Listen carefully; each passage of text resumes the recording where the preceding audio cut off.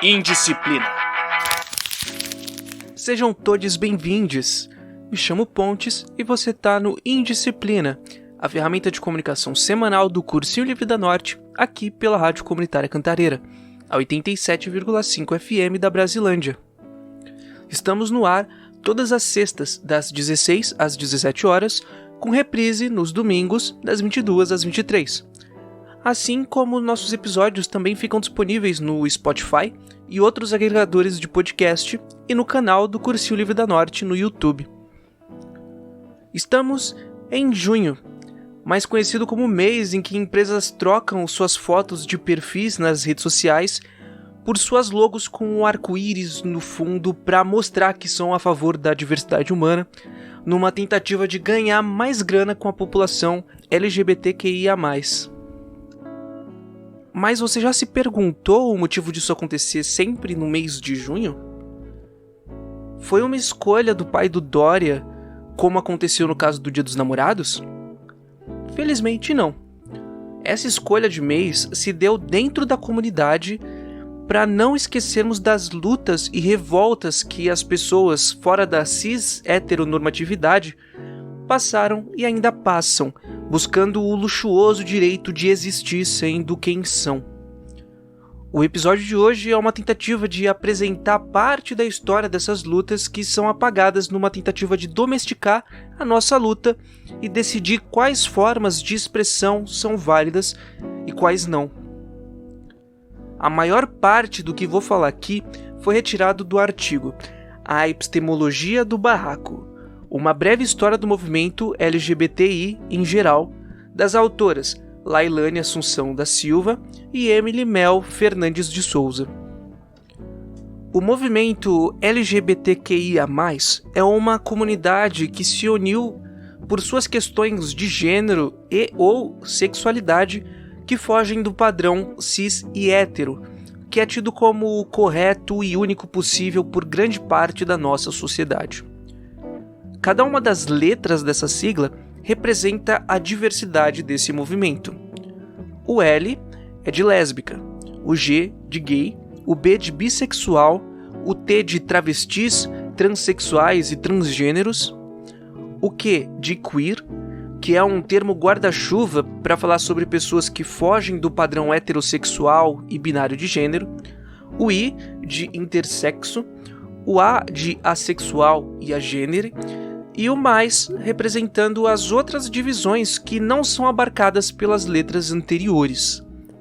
Essa sigla não é fechada e já sofreu muitas modificações ao longo do tempo, como vamos ver daqui a pouco, e é muito provável que vai seguir com modificações nos próximos anos. Hoje em dia, existe um movimento internacional de resistência dessa comunidade, mas ele tem seu início no dia 28 de junho de 1969 em Nova York, em uma revolta que ficou conhecida como a Revolta de Stonewall Inn. Stonewall Inn é o nome de um bar que era frequentado principalmente por pessoas LGBTQIA+. Naquele período, as pessoas que fugiam da cis-heteronormatividade eram expulsas de casa e não conseguiam emprego por preconceito. Hoje em dia, não podemos falar que isso não acontece mais, mas se hoje já é difícil, imagina só como era nos anos 60. Por verem todas essas portas fechadas, essas pessoas se viam obrigadas a buscar sustento no tráfico de drogas e na prostituição para conseguir subsistir. E por serem marginalizadas, viviam sendo presas e violentadas pela polícia. Cansadas dessa perseguição e das ações truculentas da polícia, as pessoas que estavam dentro do Stonewall Inn iniciaram a revolta quando se rebelaram contra uma invasão policial, sendo lideradas por Marsha P. Johnson e Sylvia Rivera, duas mulheres trans pobres e, respectivamente, negra e latina. Essa revolta vai desencadear, um ano depois, a primeira parada do orgulho LGBT do mundo, que vai dar origem às demais nos outros países. Assim, a revolta do Stonewall Inn se tornou um marco de resistência LGBTQIA+, e utilizamos o dia 28 de junho como o Dia Internacional do Combate à LGBTQIA+fobia. Esse movimento chega aqui no Brasil só no final dos anos 70, em plena ditadura militar. Essas organizações que surgem vão ser exclusivamente voltadas para a militância política, tendo como integrantes pessoas homossexuais que tentavam espalhar uma nova percepção sobre a homossexualidade, para sobrepor as ideias tradicionais de que homossexualidade é pecado, falta de vergonha na cara ou uma doença. Em 1978, temos a criação do Grupo Somos, em São Paulo, e o lançamento do jornal O Lampião, que focava sobre a parte social e política da homossexualidade e outros temas de minorias sociais, como o feminismo e o movimento negro. E aqui temos a chamada primeira onda do movimento aqui no Brasil. Já a segunda onda acontece de 1980 até a década de 1990, e começa a ganhar uma nova cara que muda a sua forma de atuação. Nesse período acontecia a epidemia de AIDS, o que fez com que vários líderes se voltassem ao combate da pandemia e prevenção. Além disso, o jornal O Lampião fecha, e ele ainda era um canal importante de comunicação sobre as questões do movimento. E também o regime militar termina. E são esses 3 pontos que vão fazer com que o movimento se desmobilize.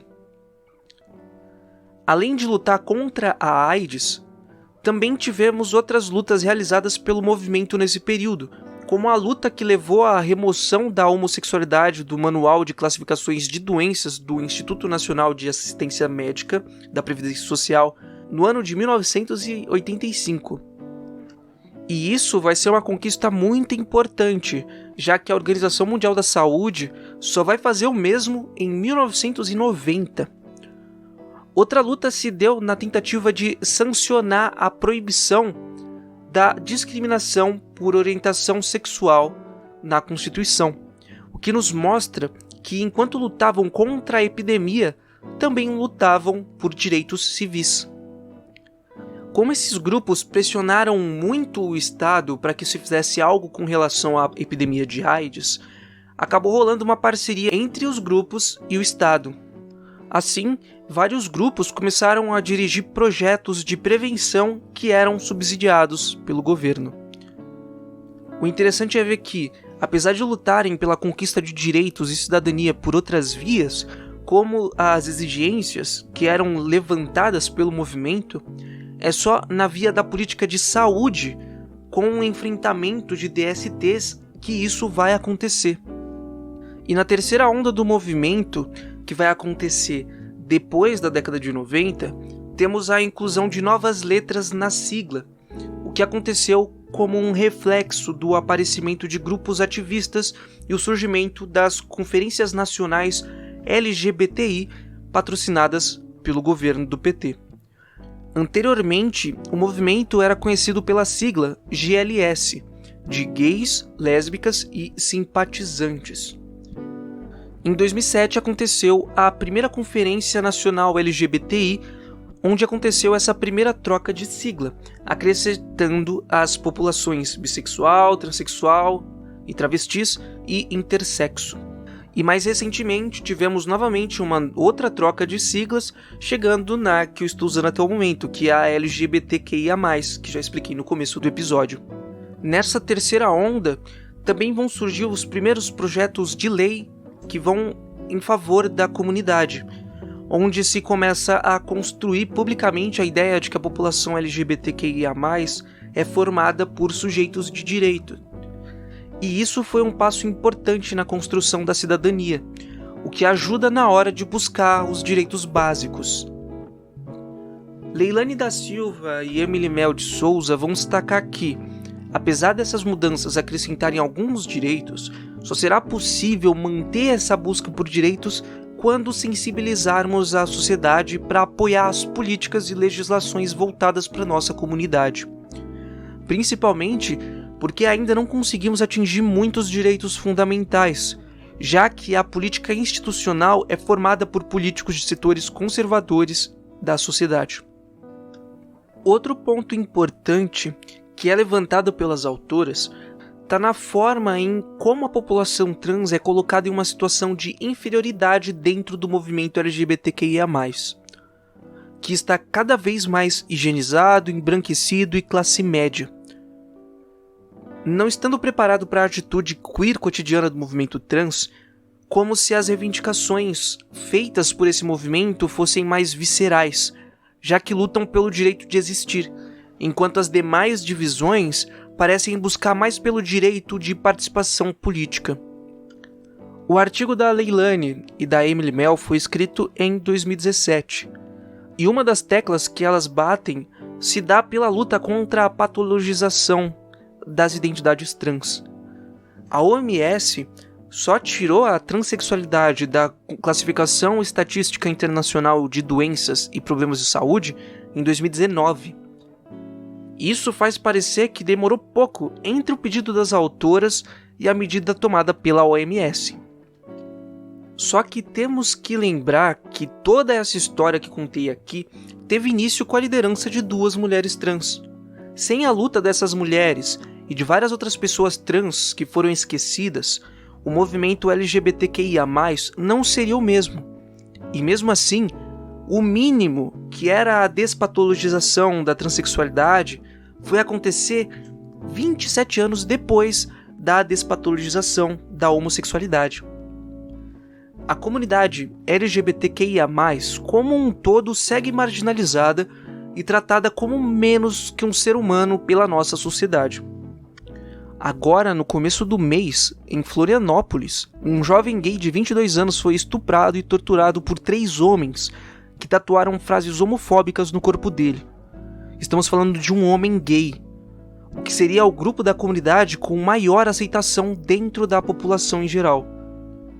Precisamos mais do que nunca termos empatia com cada pessoa que faz parte da comunidade, mas precisamos destacar a situação insalubre em que as pessoas trans vivem e somar nessa luta.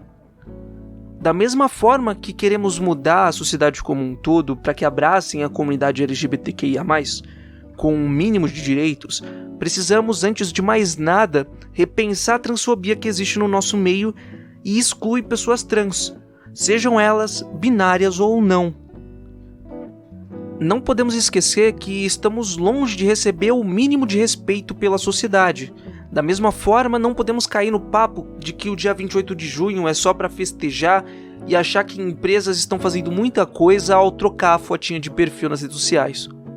O dia 28 de junho é para lembrarmos de todas, todes e todos que lutaram e lutam contra a opressão de gênero e sexualidade estrutural do capitalismo, que tenta decidir quais pessoas são mais dignas de existir, sendo esse sempre homem, cis, hétero e branco. E para terminar esse bloco, vamos ouvir 3 músicas dentro dessa temática. Vamos começar com Por Que Pra Quê, da banda Clandestinas, seguida de Eu Roubo a Minha Liberdade, da banda Teu Pai Já Sabe, e a música Quebrada Queer, do grupo Quebrada Queer. E depois disso vamos pro intervalo, mas depois dele já voltamos.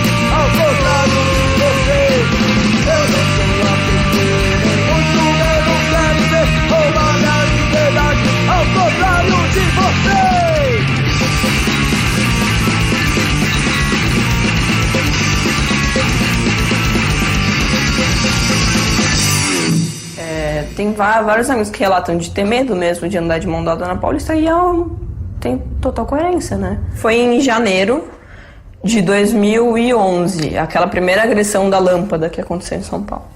Depois disso, pelo menos uma vez por mês, tem uma situação absurda relacionada à agressão, uma atrás da outra. Assim. Meses atrás, você lembra que teve uma briga entre skinheads e punks na Cardeal, que o menino morreu e tal? Nesse dia, eu tava voltando pra casa numa festa de uma amiga minha, e quando eu cheguei, tinham 6 skinheads na porta da minha casa. E aí, isso assim, era tipo 10 da noite. E aí eu passei reto e entrei na minha casa, ok. Mas aí eu entrei em casa e fiquei pensando, e se eu fosse travesti? E se eu fosse, tipo, mais masculina? Se eu tivesse um cabelo curto, você entendeu? Eu fiquei pensando, e se eu fosse negra? Se fosse minha namorada que é negra?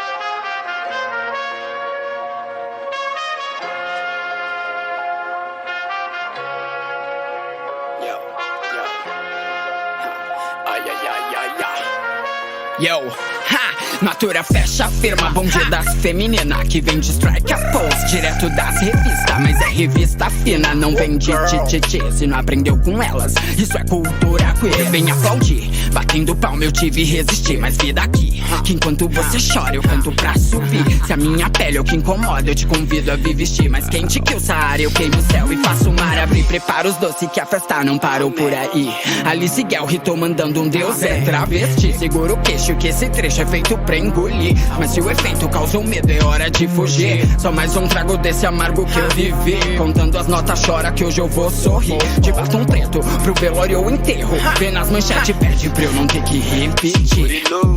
Vida cinzenta seguida de um longo inverno, muito bem preenchida somente com amor materno, entrando em paz com todos meus sentimentos internos, desvio de alguns crentes que dizem que eu vou pro inferno, é que um leão por dia me fez um guerreiro, não tô disposto a me calar pra agradar terceiros, por existências que estavam trancadas em cativeiro, herança disso tudo é paz, eu sou herdeiro, subestimado desde meu primeiro verso, eles disfarçam bem, são tipo lobo em pele de cordeiro, mas tô atento pro opressor, eu não disperso, nasci em inseticida, preconceito deles formigueiro, MCs de verdade não desejam sociedade sem diversidade, recupere o seu bom senso, repense bem nos fundamentos sendo verdadeiro, vai ter bicha no rap sim, eu nem sou pioneiro, é que eu já disse tô bem pleno, sou problema tipo Venom, esses cara acham que é rap porque tão rimando, vou ter que usar do meu veneno pra falar do que eu tô vendo, suas ideias é tipo Nemo e eu tô procurando, nós tá aqui por cada bicha com a vida interrompida por causa de homofobia, ódio, intolerância, resistimos no dia a dia pra poder chegar o dia que prevaleça respeito, igualdade, esperança. Já tem um caminho, agora eu quero ver quem tá somando por mim. Tô no meu destino, quem constrói os degraus sabe que não vai cair bem. Não há rola nesse mundo que nos proíba de ocupar. Não há mano nessa cena que tente nos silenciar. Cê trombou com as bichas erradas e agora vai ter que escutar.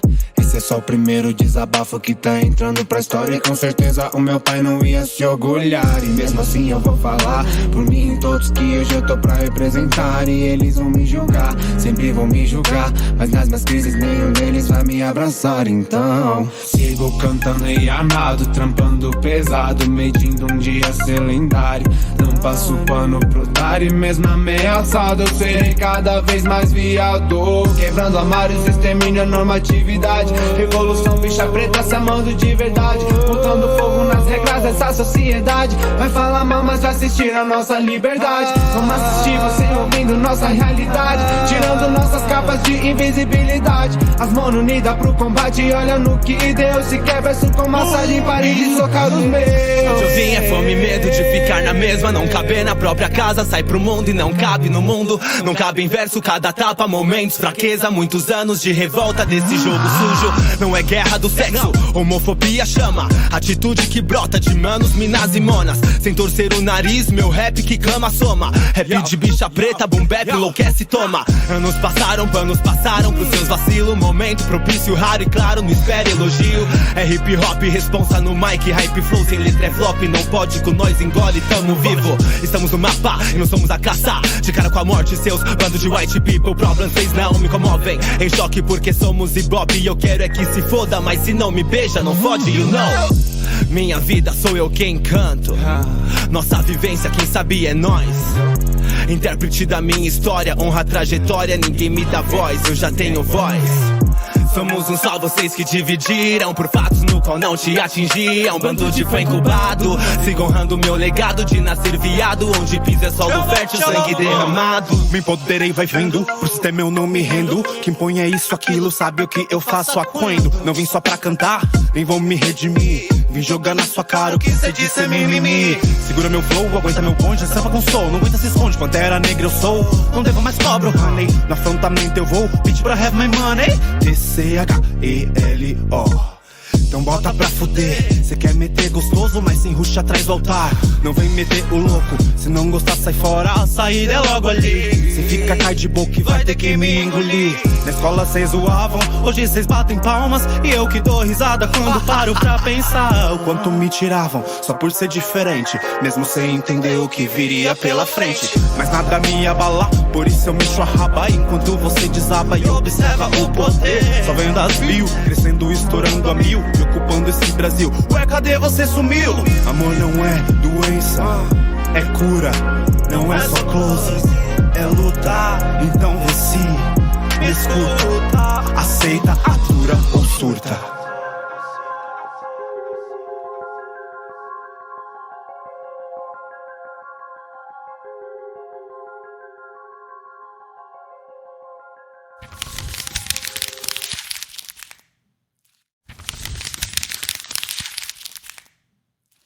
Salve! Estamos de volta com o programa Indisciplina, o programa que vai ao ar toda sexta-feira, das 16 às 17 horas, na Rádio Comunitária Cantareira, a 87.5 FM da Brasilândia, e nos principais agregadores de podcast através do Anchor.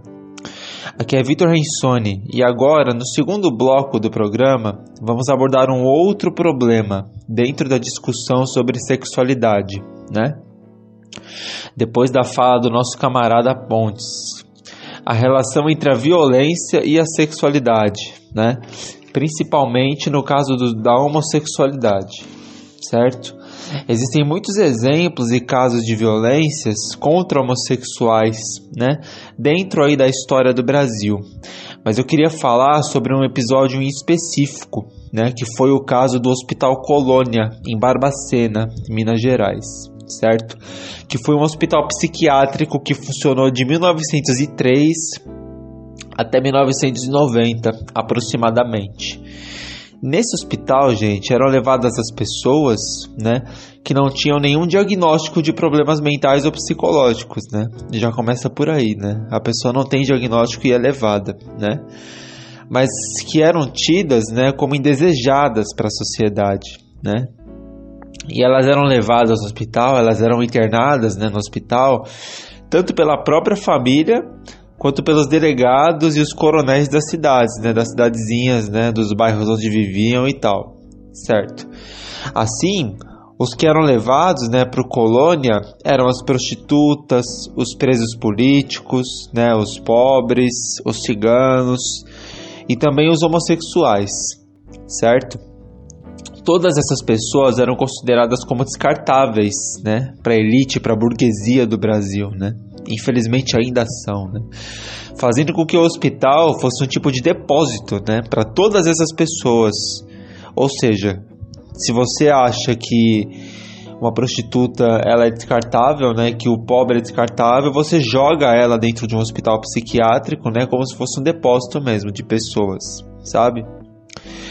O resultado, né, disso tudo foi o genocídio de 60 mil mortes, né, de 60 mil pessoas que o Hospital Colônia cometeu nesses 77 anos, né, de funcionamento, fazendo com que ele ficasse conhecido como o campo de concentração do Brasil, né, pasmem, o que causou o Holocausto brasileiro, né. Esse episódio do Hospital Colônia, ele é conhecido, né, de fato como o Holocausto brasileiro.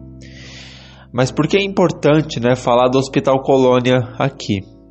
Porque assim como a pobreza e a prostituição, ficou claro que a homossexualidade era vista como uma doença, né? Ou alguma coisa perto disso, né? Como um comportamento que precisava de uma cura, né? Mesmo que essa cura fosse com base na tortura, né? Psicológica, física, e ficar no pátio do hospital mais de 12 horas por dia, todos os dias, sem fazer nada, que era o que acontecia, né? Todo mundo ficava no pátio do hospital fazendo nada, né? Mais de 12 horas por dia. Assim, dá para ver o exemplo, né, de violência institucional nesse caso, por estar vindo, né, de dentro de um hospital psiquiátrico, né? Mas qual será o sentido dessa violência, né, desse extermínio, né, se é que tem sentido, né? Vamos pensar, quando você arrasta prostitutas, indigentes, né, presos políticos e homossexuais para dentro de um hospital psiquiátrico, ainda mais nesse hospital em específico, né, você coloca todos eles no mesmo lugar, né, com as mesmas condições, né? O que eu estou querendo dizer? Eles vestem a mesma roupa, os cabelos, né, que são raspados, né, no caso dos homens, a grande maioria deles tem cabelo raspado, né, dentro do hospital. E põe todos eles as mesmas funções, né? Eles vão fazer as mesmas coisas dentro do hospital, né? Isso só tem um objetivo, que é padronizar, certo? O que o Hospital Colônia fez foi torturar e matar pessoas que são diferentes entre si, né? Grupos que têm rotinas e cotidianos diferentes, né, na sociedade, mas que todos têm uma coisa em comum, né? Eles são os oprimidos. Eles são os que não têm poder nenhum, né? E que dentro do hospital, todos eles passam a serem iguais, né? Mas não porque a maioria deles era dominada antes. O que eu estou querendo dizer? Não é porque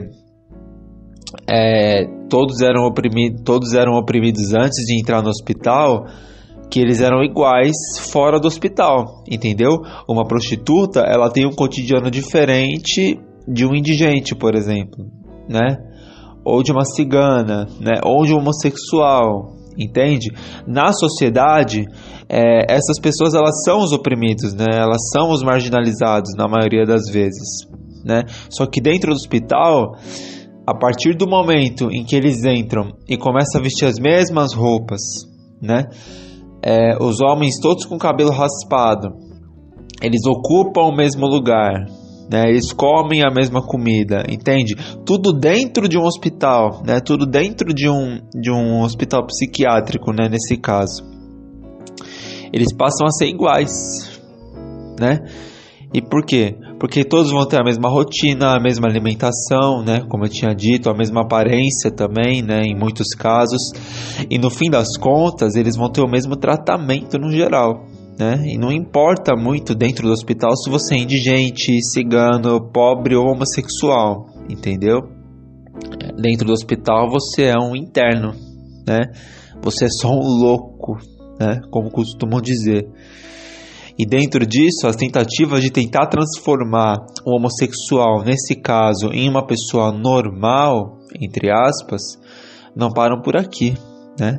Não se resumem ao Hospital Colônia de Barbacena, né? Vamos imaginar aqui aquilo que as pessoas costumam pensar, né? Que seja uma família tradicional do Brasil, né? A família tradicional brasileira, né? Como a direita gosta de colocar.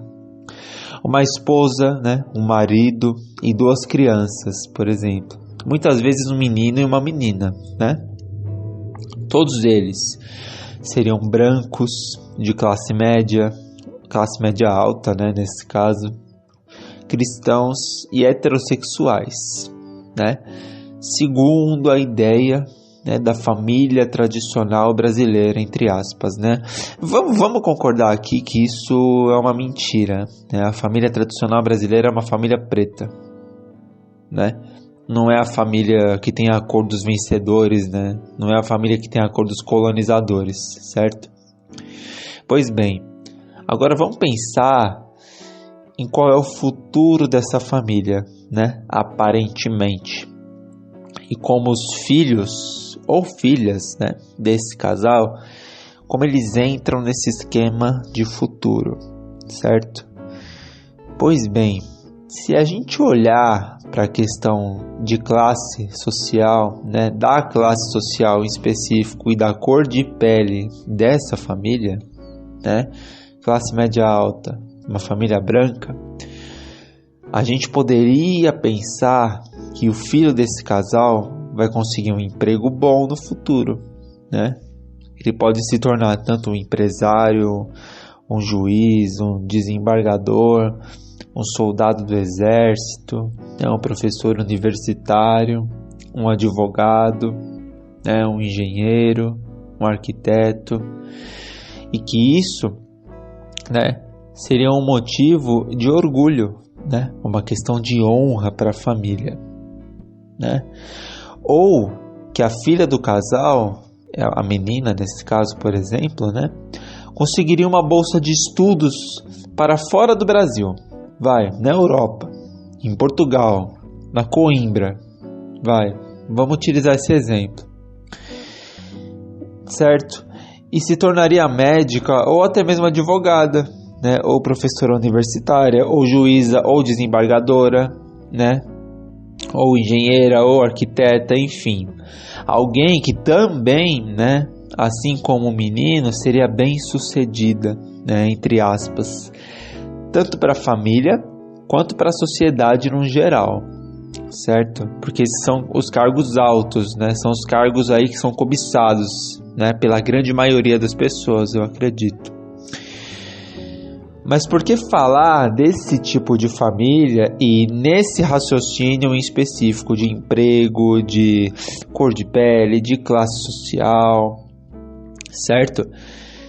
Porque, gente, o fato de serem heterossexuais, de serem brancos e de serem de classe média alta, isso tudo faz dessa família uma coisa aceitável, né? Essa família ela é aceitável na sociedade, né? Ela não é marginalizada, ela não é oprimida, ela não é morta pela polícia ou pela fome, né?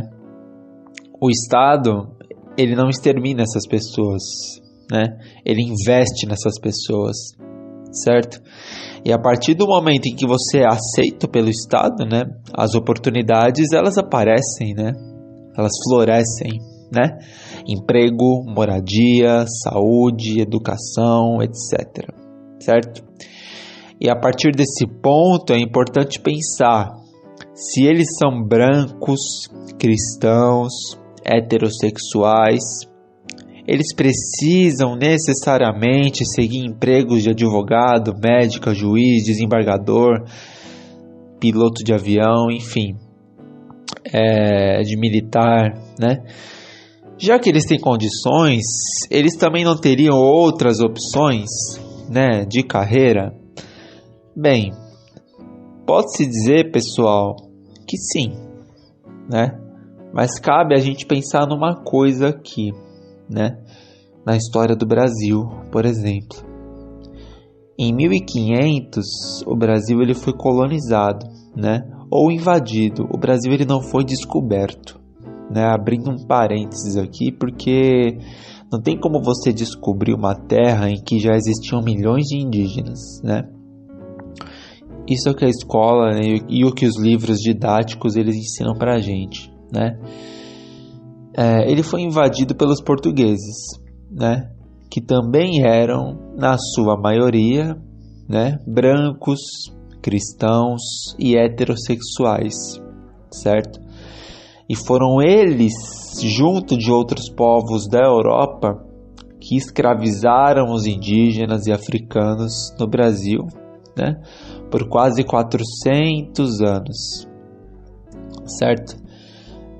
Eu falo um pouco da escravidão no episódio sobre quem a polícia protege, aqui também, né, no programa Indisciplina, né? Quem quiser pode assistir aqui também, que esse episódio é muito bom, certo? Eu sou suspeito para falar, mas voltando. Hoje em dia, os bilionários do Brasil, na sua maioria, né, eles também são homens brancos, né, e muito provavelmente são heterossexuais e cristãos, né, se a gente for considerar quais são os valores, né, da classe dominante, né, da burguesia, da elite brasileira, certo?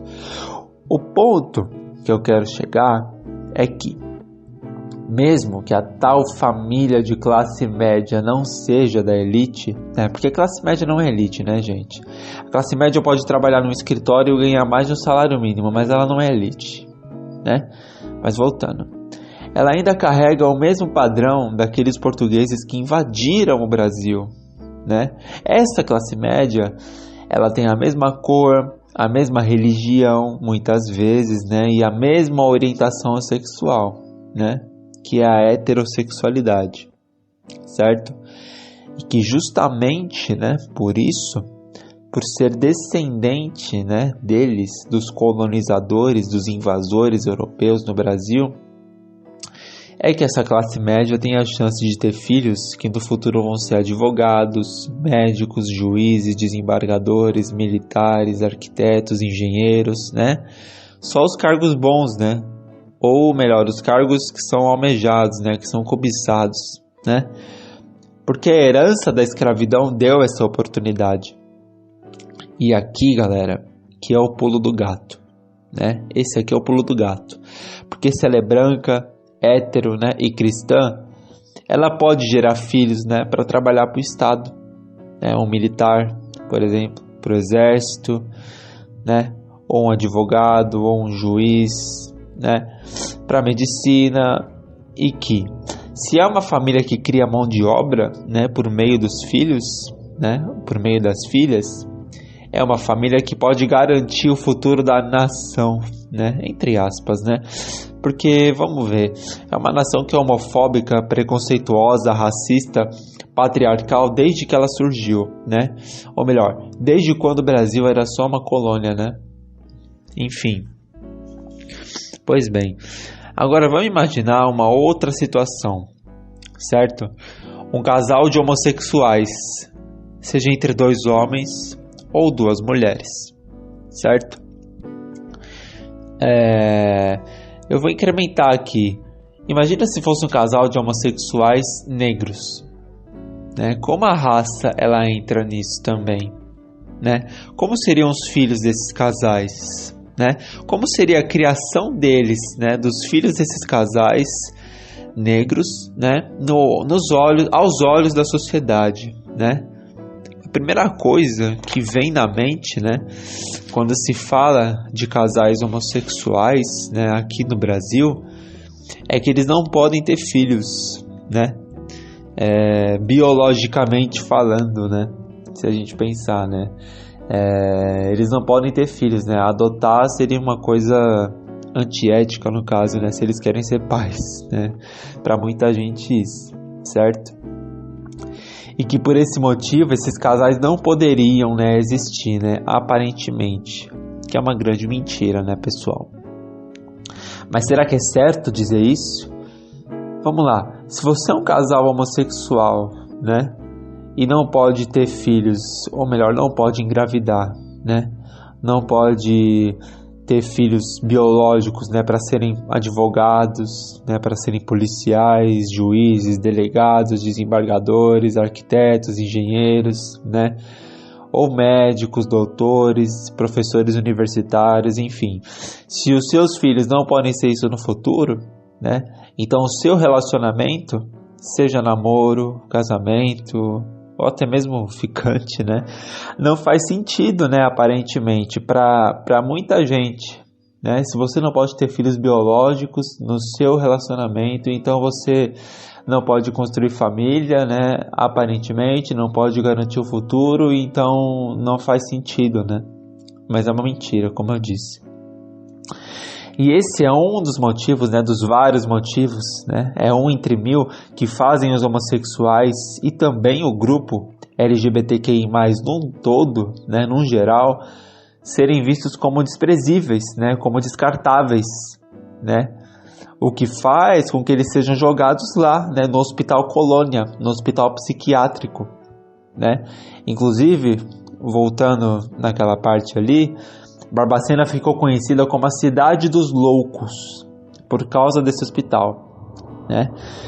E isso, né, no geral, faz com que os homossexuais sejam torturados, violentados, estuprados, marginalizados, e abandonados na rua, né? Como foi o caso recentemente, né? Final de maio de 2021, por ali, do jovem gay, né? De 22 anos. 22 anos.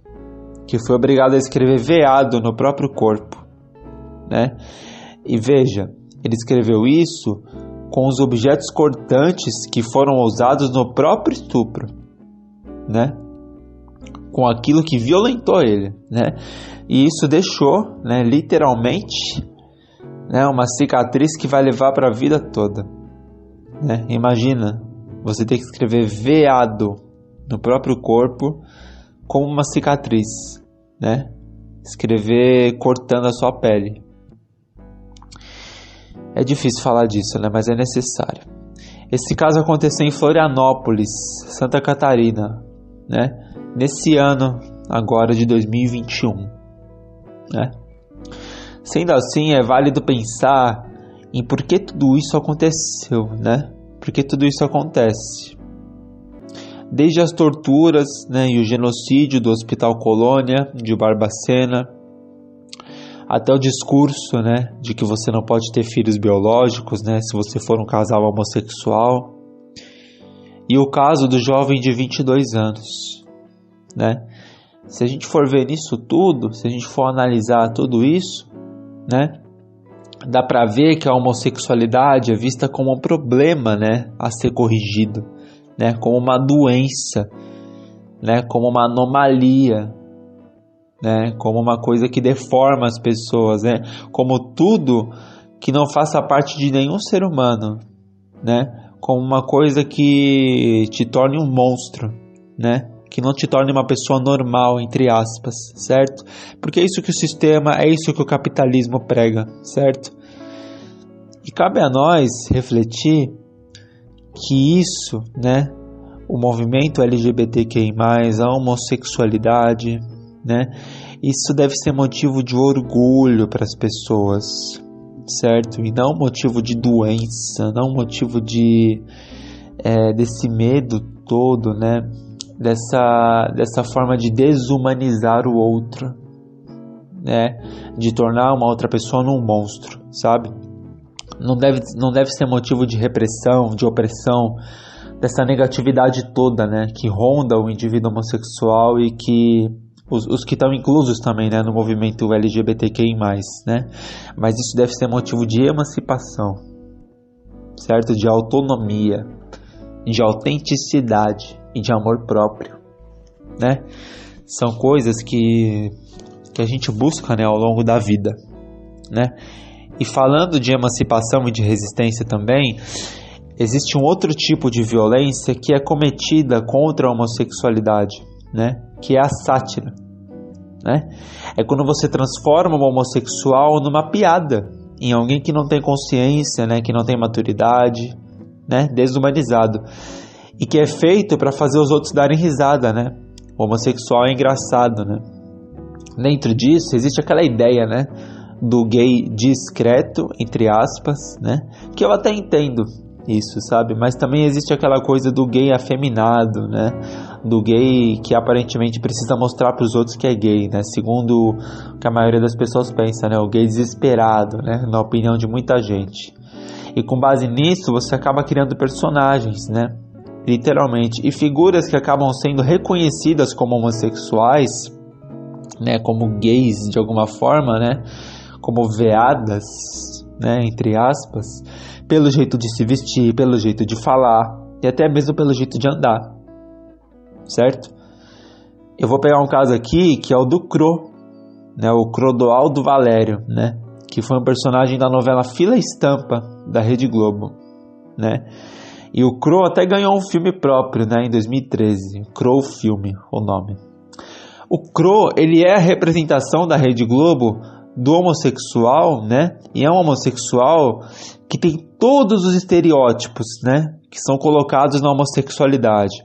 Roupa apertada, colorida, né, bermuda apertada, colorida, laço de borboleta, um óculos colorido, topete, né? É o estereótipo do homossexual. E o Cro é um personagem que conquistou muita gente, né?